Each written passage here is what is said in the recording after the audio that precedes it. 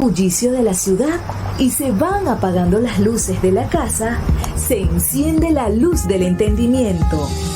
Desde este momento comienza Puerto de Libros, Librería Radiofónica, programa que contiene todos sus elementos tipo A. Puede ser escuchado por niños, niñas y adolescentes sin la supervisión de padres, madres o representantes.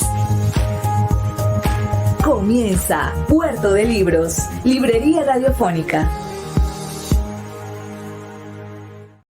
Bienvenidos a Puerto de Libros, Librería Radiofónica. Soy Luis Peroso Cervantes, quien de lunes a viernes a través de la Red Nacional de Emisoras Radio, Fe y Alegría tiene el inmenso placer de compartir con ustedes libros, experiencias intelectuales. Aunque esa palabra suena así tan distante de la realidad, resulta que es muy fácil ser intelectual. Lo que hay es que usar el intelecto y, por supuesto, de vez en cuando otras expresiones artísticas que nos ayudan a sembrar en nosotros el criterio. La música, hablamos de pintura de vez en cuando, y hoy vamos a hablar de la convergencia entre la música y el cine.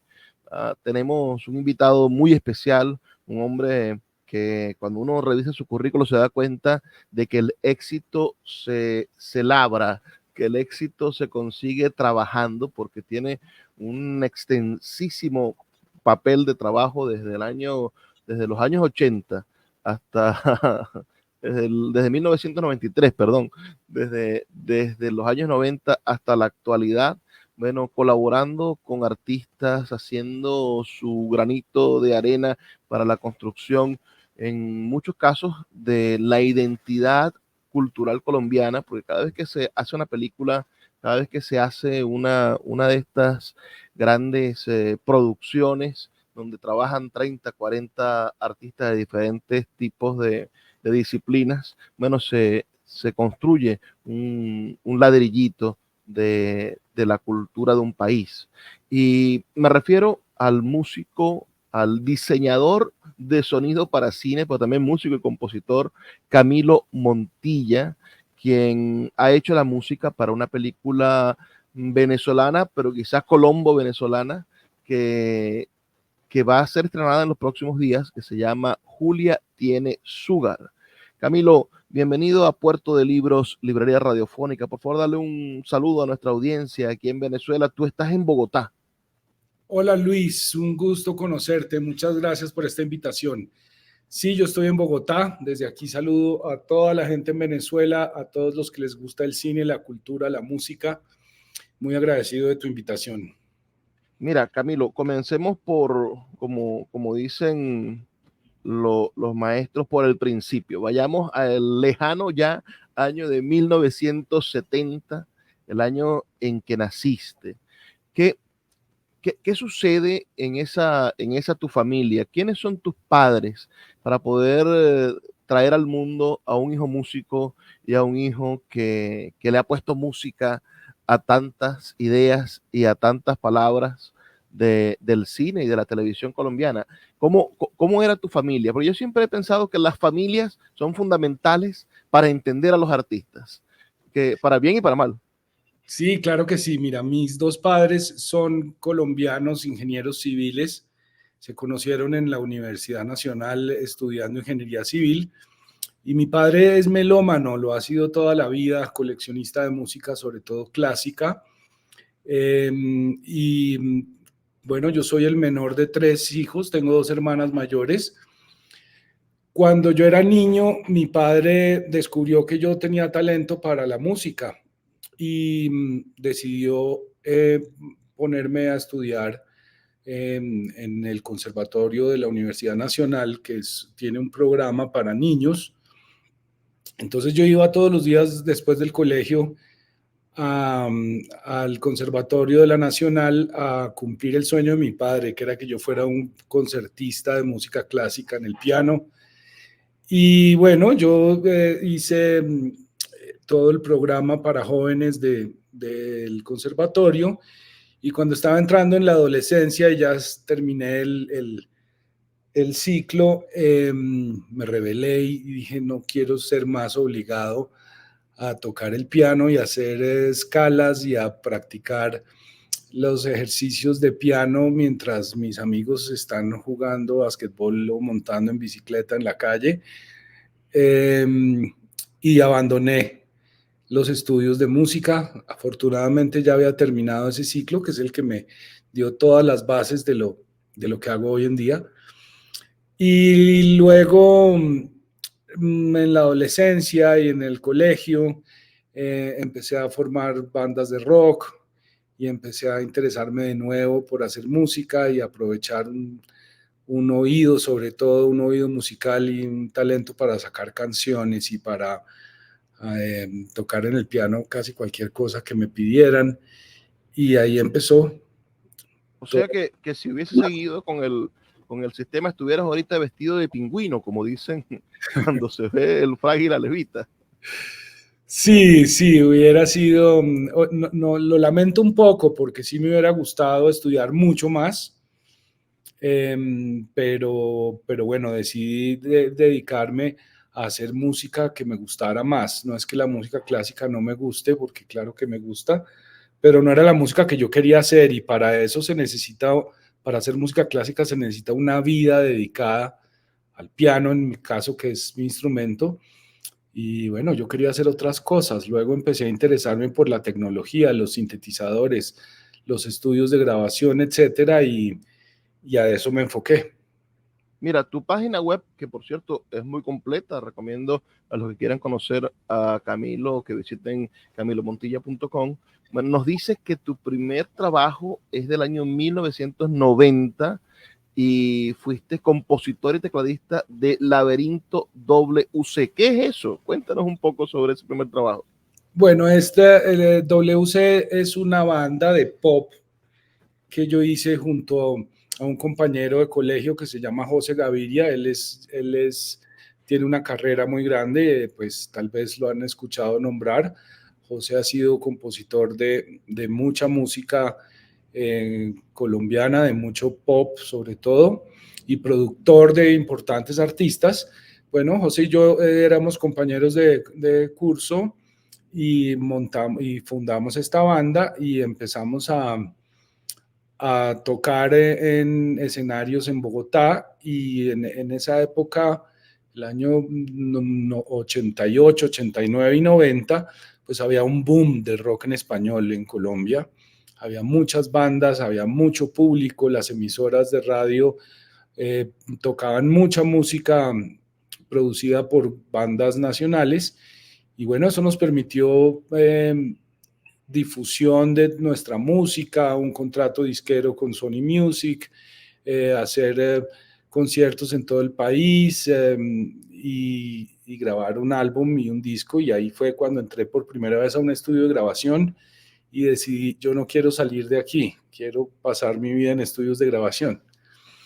Con la anécdota de que estudié economía en la universidad. Yo no estudié música como mi carrera, aunque siempre y al lado de mis estudios de economía estudié música, porque la universidad permitía hacer las carreras dobles, pero me dediqué a eso y entré a un estudio de grabación, y como te digo, desde ese día he procurado no salir de ahí. Que es un espacio además súper agradable, porque si tiene buen clima, permite entrar en ese vacío sonoro, ¿no? Donde la imaginación vuela para algunos.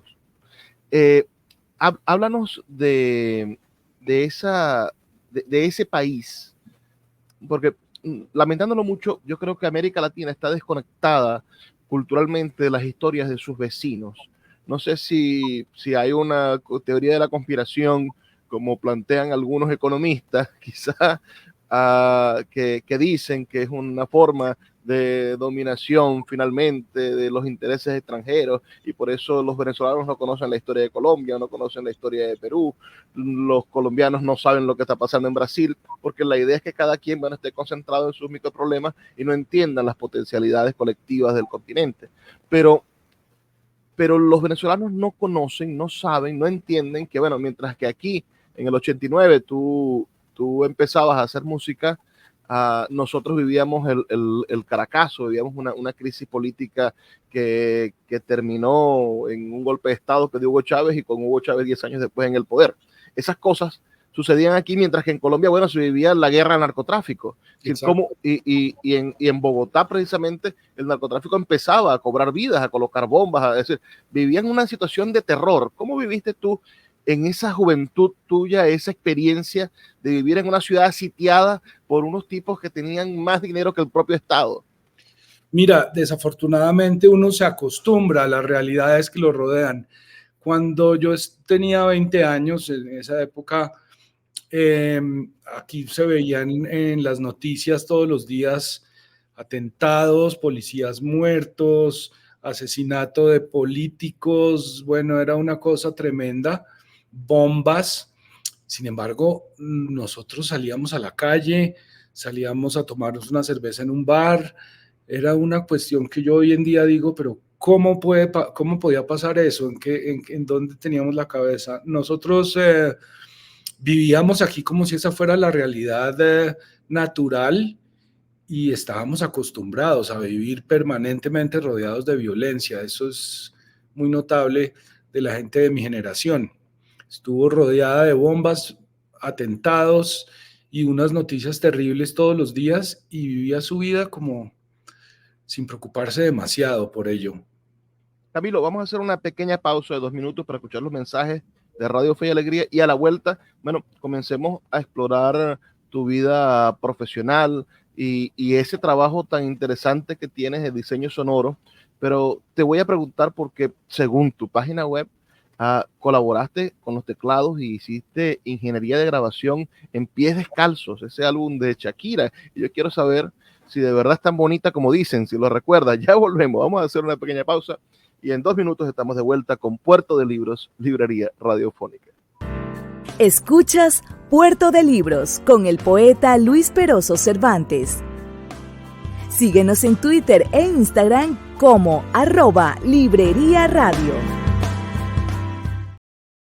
Seguimos en Puerto de Libros, Librería Radiofónica, esta noche conversando con el compositor, diseñador de sonido para cine y para televisión, un hombre que le ha puesto música a series de televisión, a series que están ahorita en las grandes plataformas, en Apple TV, en Netflix, y a películas, porque recientemente ha trabajado en la composición y todo lo que tiene que ver con el sonido de una película de un director venezolano, José Antonio Varela, que se llama Julia tiene Sugar. ¿Tiene azúcar o tiene un señor que la mantiene? Yo no sé, todavía no la he visto, se estrena dentro de poco, pero es una película que sin música yo creo que no podría ser una película de este Caribe, ¿no? Que no podría ser una película con esos escenarios venezolanos. De eso vamos a hablar más adelante, pero sí me gustaría, Camilo Montilla, con quien hoy estamos conversando, que nos hables de ese elefante en la habitación de tu currículum, de esa participación, colaboración con uno de los discos más famosos de Shakira, con ese disco Pies Descalzos. Pues mira, era el año 92 o 93. Yo trabajaba colaborando con un productor colombiano que se llama Luis Fernando Ochoa. Yo era su ingeniero asistente, entonces yo tenía las labores de operar el estudio. Él producía música sobre todo para comerciales y también para algunos proyectos discográficos, y la disquera Sony Music le encomendó explorar las habilidades de una niña de 16 años que tenían firmada y que el AIR de la disquera sentía que era un gran talento. Entonces empezó a llegar esta niña barranquillera al estudio a trabajar con Luis Fer Ochoa, y muy rápidamente pues era evidente que tenía un talento extraordinario para escribir melodías y letras. Yo recuerdo que Shakira tenía un cuaderno en el que tenía muchísimas letras, todas las del disco de Pies Descalzos estaban ahí en ideas plasmadas, y el trabajo de Luis Fer Ochoa era tocar la guitarra, hacerle unos ciclos armónicos y mirar qué se le ocurría a esta niña. Y a esta niña se le ocurrieron esas 11 canciones de Pies Descalzos, que son todas unos éxitos muy grandes. Entonces, rápidamente la conclusión es: a esta niña hay que producirle este disco ya. Y Luis Fer Ochoa fue el productor y yo fui el ingeniero de grabación, en un estudio pequeñito en donde trabajábamos él y yo. Meses, supongo, o semanas. ¿Cuánto tardaste cuánto tardó en producirse ese disco genial? Yo creo que 2 o 3 meses. 2 o 3 meses, o tal vez un poco más. En eso se demoró. Primero, había una cantidad de canciones absurdas. Teníamos demos, yo creo que por ahí 25 temas de ella, y ese fue el trabajo más largo, ayudarle a componer, sentarla, a empujarla a escribir.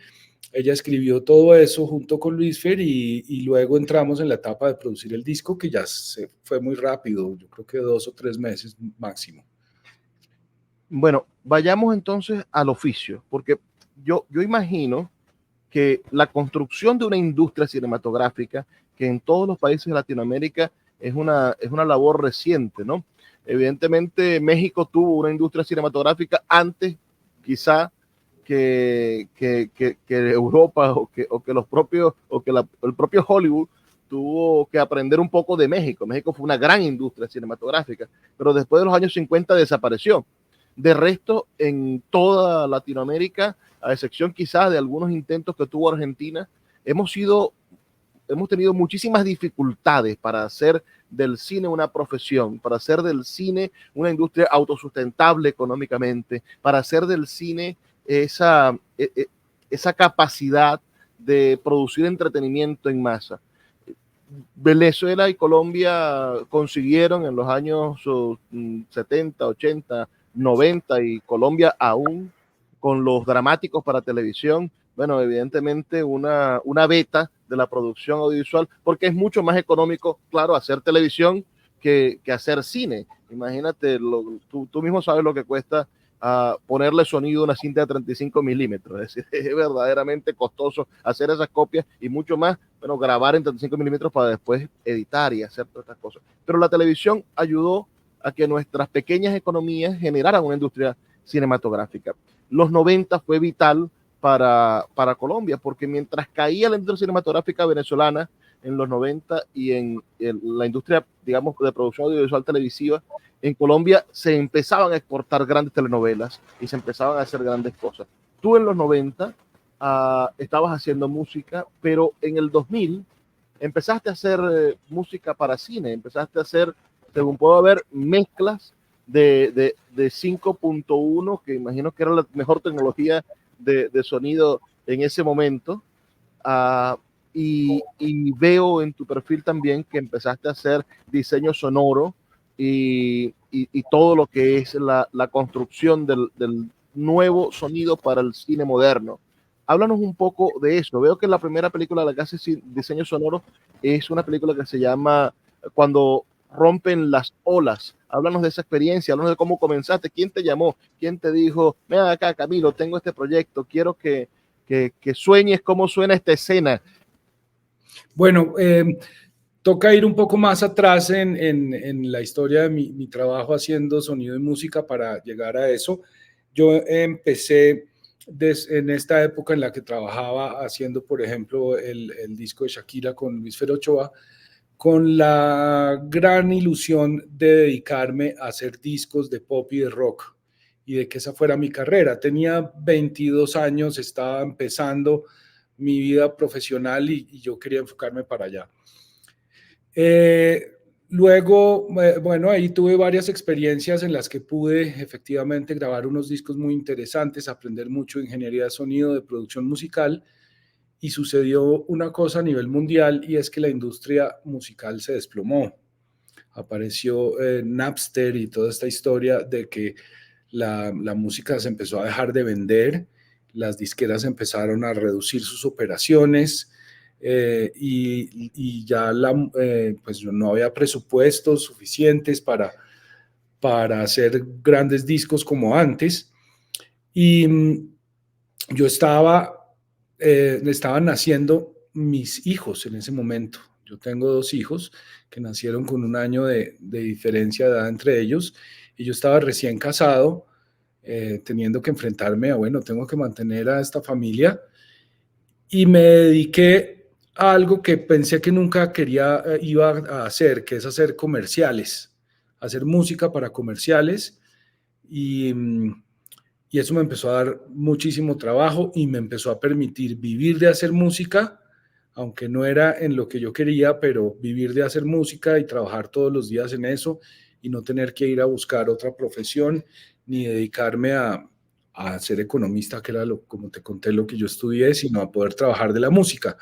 Entonces empecé a hacer comerciales y muchos comerciales, y eso eso sí estaba en un boom de industria muy grande, la publicidad, y me dediqué a eso, a hacer música para comerciales. Luego empecé a incorporar a la música para comerciales el diseño sonoro de las piezas publicitarias.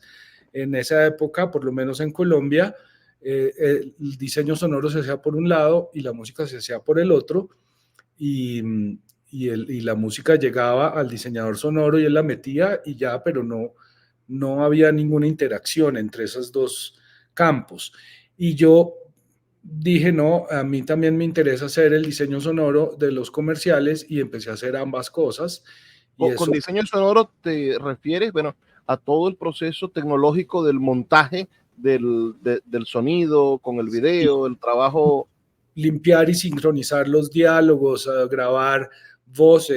Para eso es vital la tecnología, por supuesto, el nacimiento de los programas, la digitalización del sonido, todas estas cosas.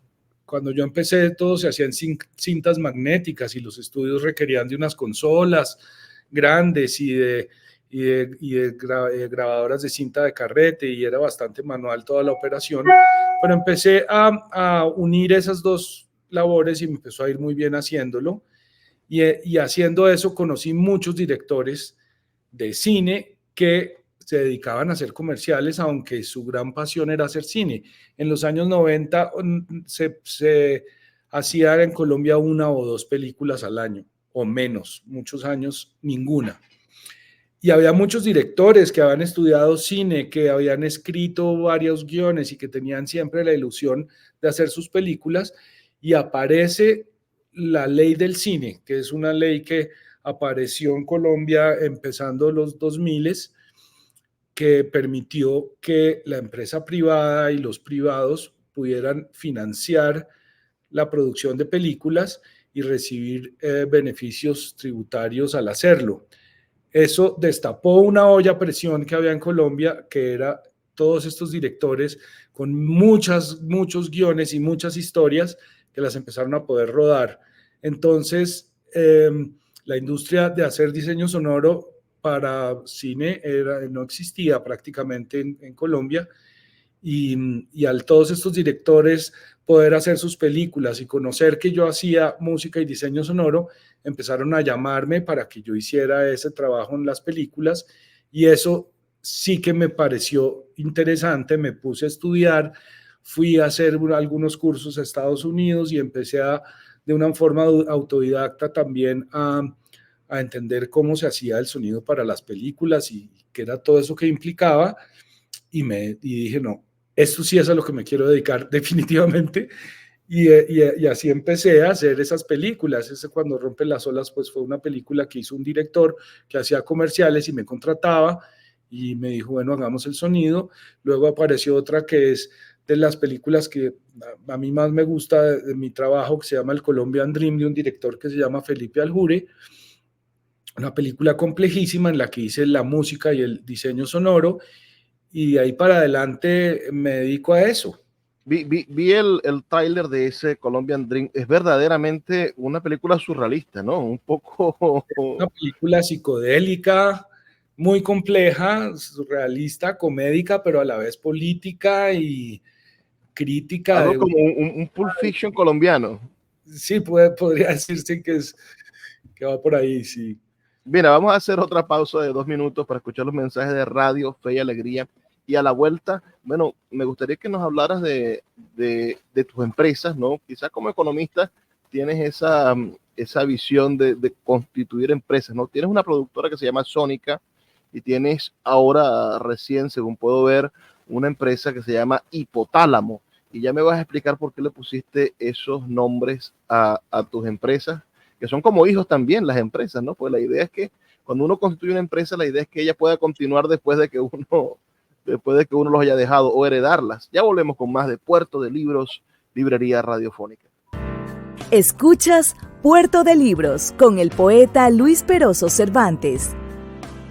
Síguenos en Twitter e Instagram como @Librería Radio.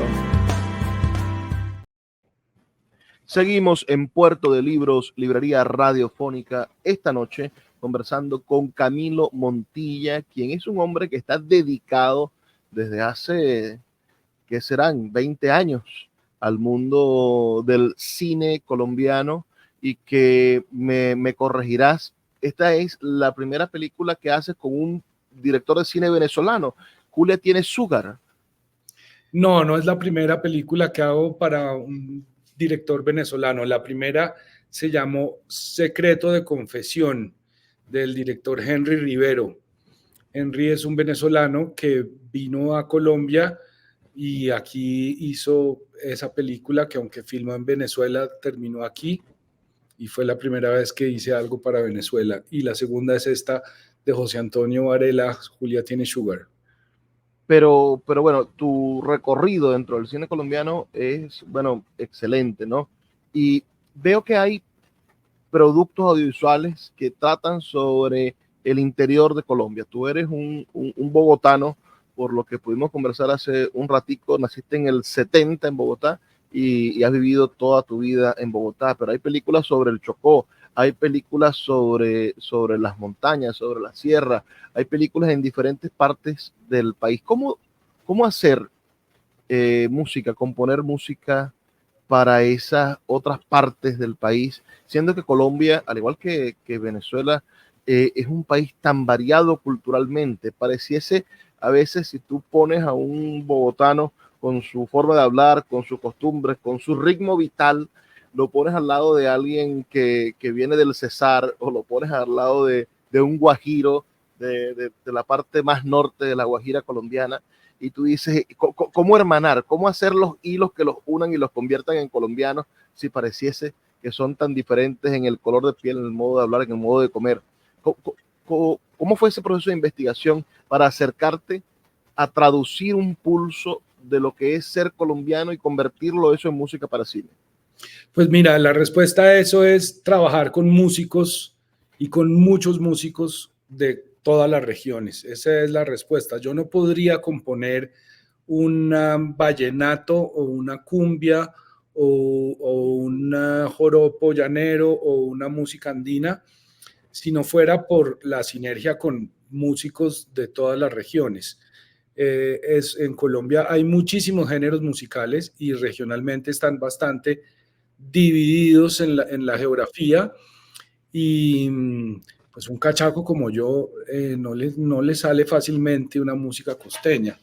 Para eso toca interactuar con músicos de las regiones, y eso es lo que yo he hecho, y lo que más me gusta para lograr eso es invitar a músicos, invitar a intérpretes a que trabajen conmigo, y no pretender yo hacer una música que no me sale del alma, porque pues yo soy un bogotano aquí de las montañas y del frío, y para componer una música de chocuana, pues hay que tener sangre de allá, hay que estar rodeado de esa cultura, y aquí es lo que nosotros podemos hacer es convocar a todos esos músicos y guiar las producciones, colaborar para lograr que los géneros tengan autenticidad, y no sea una pretensión de hacer una música que no es la que uno puede hacer solo.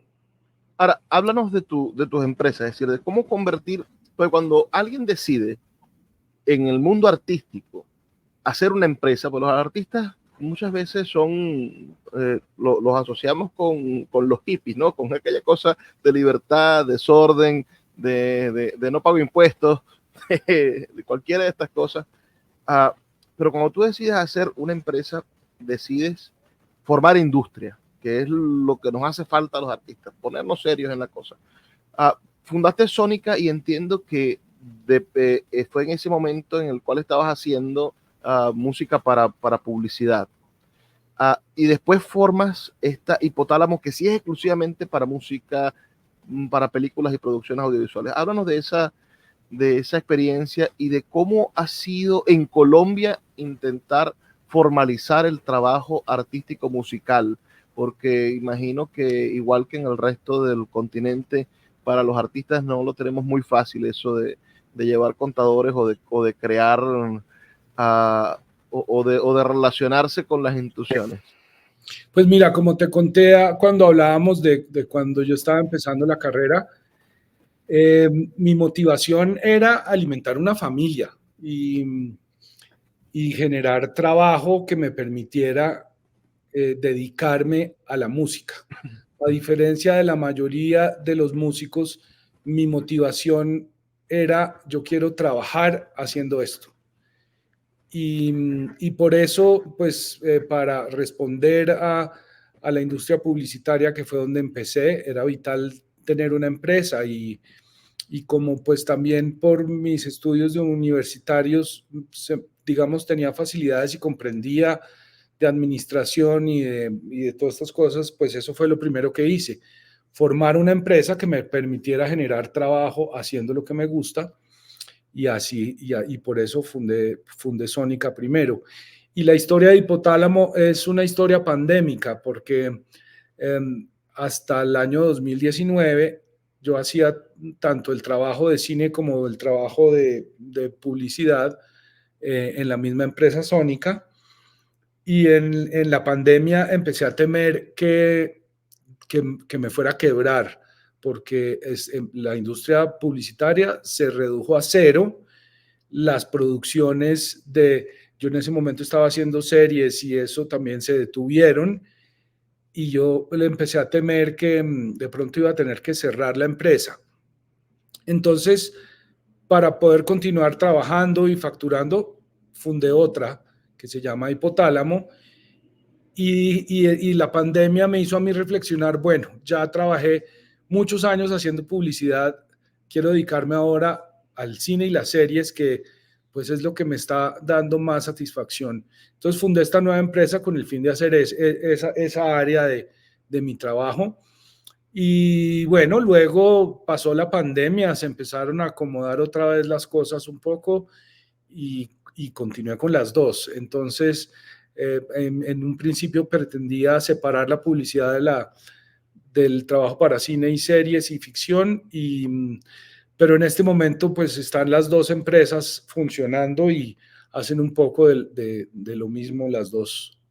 Mira, hablemos de la industria y el impulso que le ha dado las plataformas al talento colombiano. Uno ve, bueno, grandes producciones rodadas en Colombia con grandes capitales que uno, evidentemente, esos directores que hacían publicidad y soñaban con hacer cine, bueno, no soñaban ni siquiera en sus sueños más jugosos iba a llegar Netflix con 4, 5, 6 millones de dólares a grabar una serie, o hasta con más dinero, ¿no? Pensemos en que ahorita hay producciones que cuestan cientos de millones de dólares, lamentándolo mucho, todavía no las hacen en Colombia, pero quizás haya suerte y llegue una de esas superproducciones.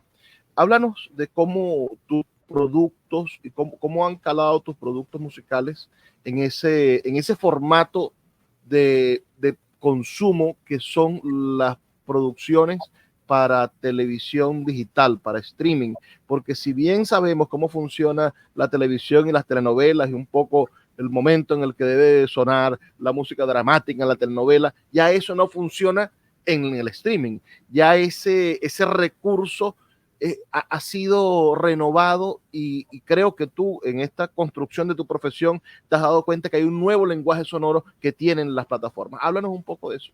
Bueno, respecto a la industria, es el mismo caso de cuando apareció la ley del cine en Colombia. Afortunadamente, en este país, el Ministerio de Cultura, a pesar de los gobiernos de cualquier vertiente ideológica o política, han mantenido el impulso a las industrias culturales.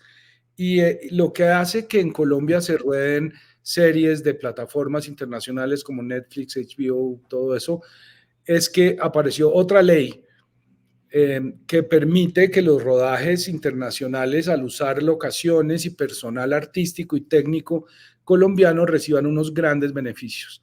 Eso ha hecho que muchas series internacionales, películas, largometrajes, de todo, vengan a rodar y hacer en Colombia las cosas. Y eso ha hecho que la industria local se eduque, se profesionalice, se vuelva competitiva y aprenda a competir a nivel internacional. Y eso es lo que ha permitido que yo trabaje en series para estas plataformas. Y lo que tú dices es muy cierto. El mundo de las telenovelas, el mundo del cine, el mundo de los documentales y el mundo de las series de plataformas es muy diferente. Y uno tiene que aprender a jugar en cualquiera de los campos. En las series parece, a mi modo de ver, que no hay reglas y que hay formas de musicalizar de una manera como muy usual y muy académica las cosas, y hay unos experimentos totalmente libres creativamente que son igualmente valiosos. Y bueno, y están los subgéneros, porque pues en las plataformas hay terror, hay comedia, hay drama, y, y cada uno de esos tiene su forma de trabajar, sobre todo a nivel de música. Y a nivel de diseño sonoro, pues esto ha sido una gran escuela, hacer series y tener que estar supervisado por estudios internacionales, por diseñadores de otros países, por cineastas franceses, americanos, mexicanos, argentinos, uruguayos. A mí eso me ha enseñado todo lo que sé, saber cómo se hace el oficio en otras partes del mundo, y aprender a dar la talla y a cumplir con la expectativa de una producción internacional. Bueno, vamos a hacer otra pausa. Al regreso entramos a nuestro último segmento, pero voy a dejarte una pregunta. Es decir, las plataformas hoy tienen la gran posibilidad de tener doblajes encima de sonidos originales. Eso es diseño sonoro, imagino. ¿Cómo pasaste, claro, de las cintas de acetato a hoy tener una película con 40 pistas, donde uno está el sonido de afuera, el sonido de la voz de fulano, el sonido de la voz del otro, el sonido ambiental, la música?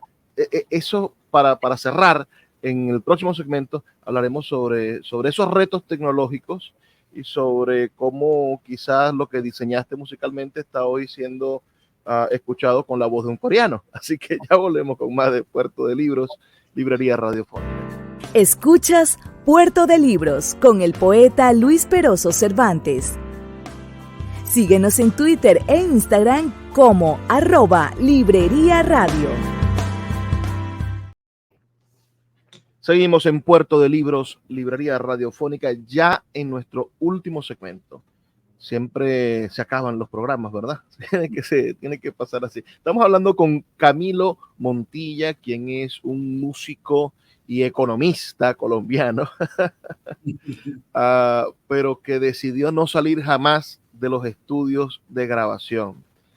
Y muy a pesar de eso, bueno, tuvo que esconderse debajo del piano en los momentos de la crisis para no salir del estudio.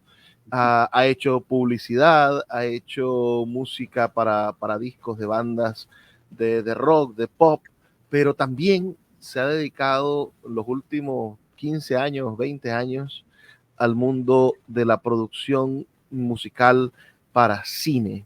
Y recientemente ha trabajado con un director de cine venezolano, con José Antonio Varela, quien va a poner en las salas de cine de Venezuela y ojalá pronto en las salas de cine de Colombia una película que se llama Julia tiene Sugar. Y aunque hemos preguntado, le preguntamos a Jorge Reyes, le preguntamos al propio José Antonio, le preguntamos al director de arte si es Sugar porque tiene azúcar o si es Sugar porque es un señor que le ayuda a salir de abajo, no nos han querido decir, así que tienen que ir ustedes al cine a averiguar qué tipo de Sugar consiguió Julia en esa película. Pero antes de entrar en la película, Camilo, háblanos un poco de ese reto tecnológico y de cómo de cómo un diseño sonoro de una serie necesita, bueno, tener todas esas pistas. ¿Cómo haces? ¿Qué tipo de equipos hay que utilizar para grabar la voz de cada personaje en una pista diferente? Y después mezclar eso debe ser un trabajo larguísimo, un trabajo de semanas, extenuante. Sí, claro. Afortunadamente la tecnología ofrece hoy en día infinidad de posibilidades, pero sí, hacer la banda sonora de un largometraje, de una serie, implica una cantidad de trabajo bastante extenso, muchas pistas grabadas para la música, para cada uno de los instrumentos. Para el diseño sonoro hay pistas de diálogos, hay pistas de ambientes, ¿no? A cada escena se le agrega un sonido para ambientar el clima, la región, la ciudad, el exterior, etcétera. Hay una cantidad de trabajo que se llama Foley, que es grabar los sonidos que hacen los actores que no quedan registrados en el micrófono que les toma sus diálogos, como sus pasos, el movimiento de su ropa, las puertas que se abren, que se cierran, cada una de esas cosas se graba en una pistica y luego hay que mezclarla toda. Y eso genera unas sesiones de mezcla muy, muy complejas, de 250 pistas o más.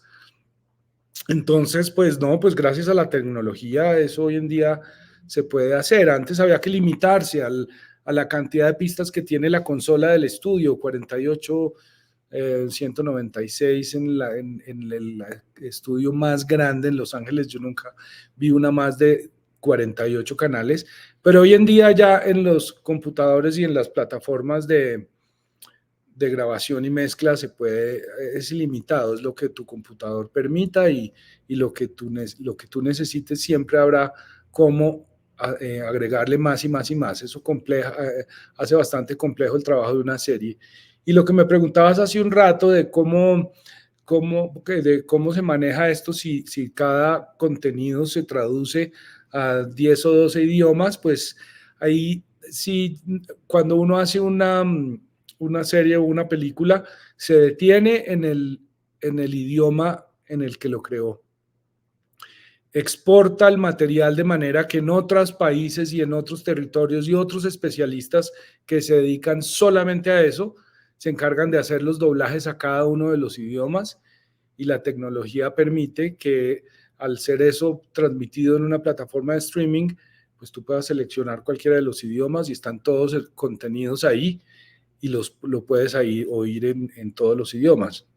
¿Te ha tocado hacer diseño también de doblaje, como pude ver en tu currículo?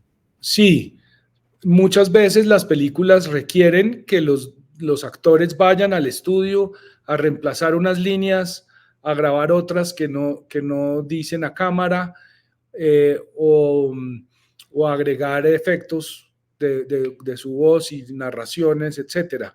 La experiencia más enriquecedora que he tenido con eso es una película que se llama El Páramo. El Páramo es una película que sucede en una trinchera de unos soldados que están en una montaña muy alejada, muy asustados. Es una película de terror de género y ellos creen que les va a pasar de todo. Entonces fue filmada en unas condiciones terribles porque los soldados estaban metidos en una trinchera con todo su equipamiento y todo eso hacía mucho ruido.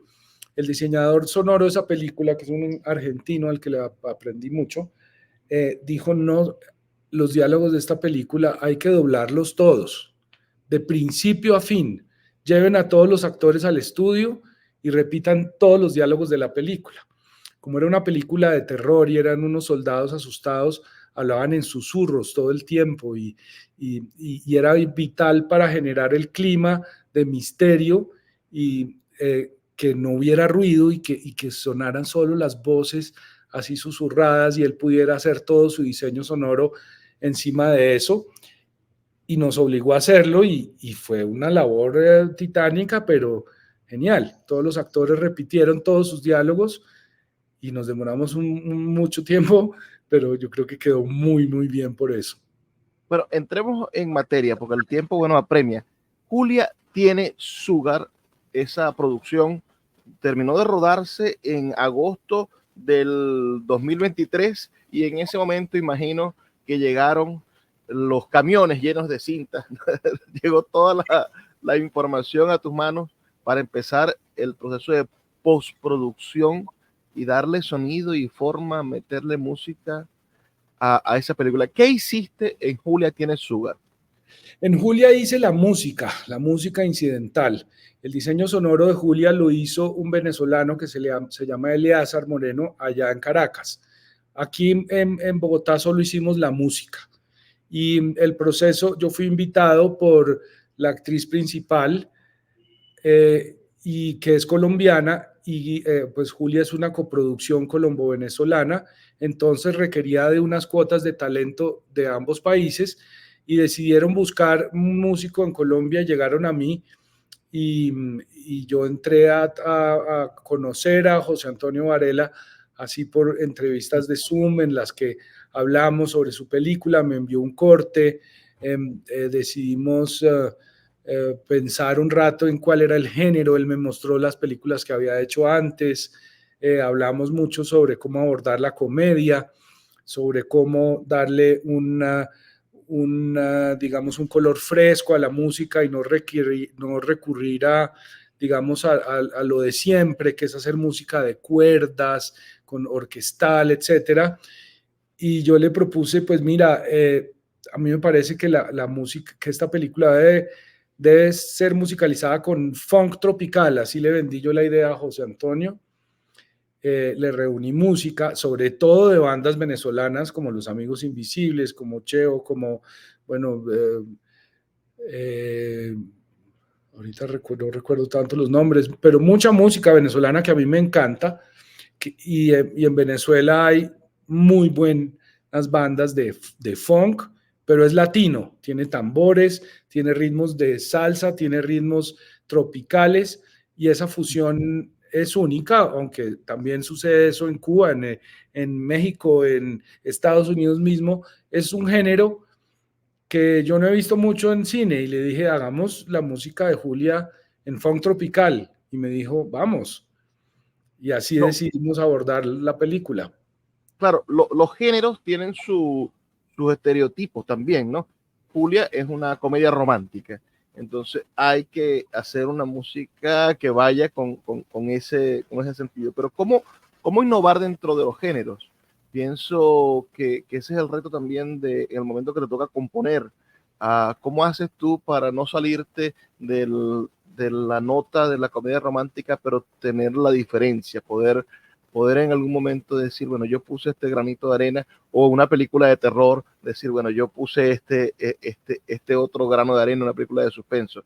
¿Qué crees tú que fue, además de esto del funk, lo innovador que propusiste en Julia tiene Sugar? Pues mira, acudí a un método que he ido depurando de película y de producción en producción, y es dedicar mucho tiempo al análisis sensorial y emocional de lo que filmó el director. Mirar la película muchas veces, entender que este personaje debe ser acompañado con cierto tipo de música, este otro con otro. La curva dramática de la película es tal, entonces la música debe apoyarla o debe completarla, y pasar mucho tiempo analizando cómo musicalizando sin componer una sola nota, reuniendo un mapa de sensaciones, una curva de emociones y unas necesidades puntuales, analizando, como te digo, la historia de los personajes. Y yo creo que eso fue lo que hizo que Julia quedara bien musicalizada, que tiene un trabajo pensado mucho antes de componer la primera nota. Mira, ¿qué hay de cierto que es el músico el que hace llorar a la gente en las películas? Yo creo que sin la música sería muy difícil lograrlo. Bueno, el cine mudo lo lograba. Pero mira, ¿recuerdas que mi empresa segunda se llama Hipotálamo? Yo le puse así porque entendí por estudios de psicoacústica, que es lo que lo explica, que cuando uno está viendo una película, el 70% de su cerebro está enfocado en ver la pantalla. Y hay un 30% de tu cerebro que está sintiendo y oyendo y sintiendo casi que sin que te des cuenta. Y eso lo hace el hipotálamo, por eso yo bauticé así mi empresa. Eso es el trabajo más importante de la música en una película, es hacer casi que sin que el espectador lo note, guiarlo a unas emociones. Y eso se logra diseñando muy bien cómo hace, qué toca uno, qué tipo de acordes usa, cómo los combina con el diseño sonoro, en qué momento los hace sincronizar con algo en la imagen y cuando están totalmente detrás. Y bueno, es apasionante ese trabajo.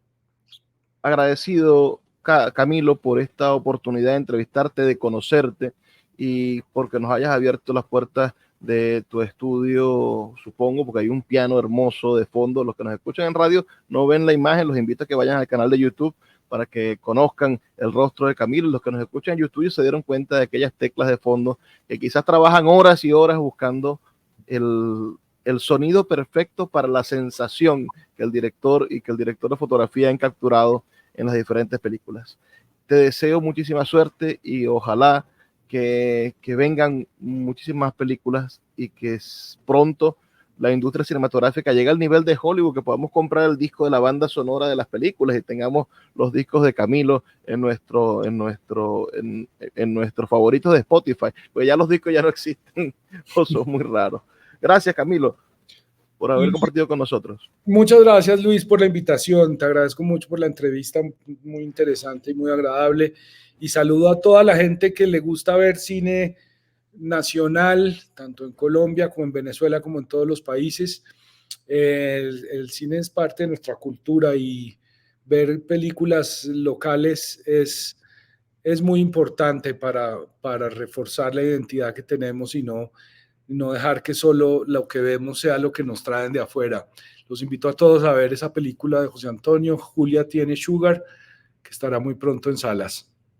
Bueno, y a todos los que nos escucharon, agradecidos por su sintonía. Les recuerdo que estamos aquí de lunes a viernes a través de la Red Nacional de Emisoras Radio Fe y Alegría, 23 emisoras conectadas para llegar a sus hogares con buenos libros. Trabajo para ustedes Luis Peroso Cervantes, quien solo les pide que por favor sean felices, lean poesía.